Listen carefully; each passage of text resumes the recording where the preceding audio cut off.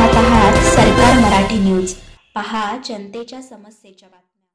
श्रद्धेय ॲडव्होकेट बाळासाहेब आंबेडकर यांच्या नेतृत्वात कोकणातील वंचित पीडित शोषितांच्या न्याय हक्कासाठी वंचित बहुजन आघाडी रत्नागिरी मोठ्या प्रमाणात काम करत असून प्रत्येक गावातील 12 बलुतेदारांतील शोषित लोकांना एकत्र करून त्यांच्या न्याय हक्क मिळवून देण्यासाठी प्रत्येक गावात वंचित बहुजन आघाडीची शाखा असलीच पाहिजे या ध्येयाने पछाडलेले कोंडिवली गावच्या शोषितांनी आवाहन केले आहे की 25 डिसेंबर हा दिन मनुस्मृती दहन दिवस म्हणून साजरा केला जातो. त्याचं औचित्य साधून आमच्या कोंडिवली गावामध्ये वंचित बहुजन आघाडीची शाखा येत्या 25 डिसेंबर 2023 रोजी सकाळी 11 वाजता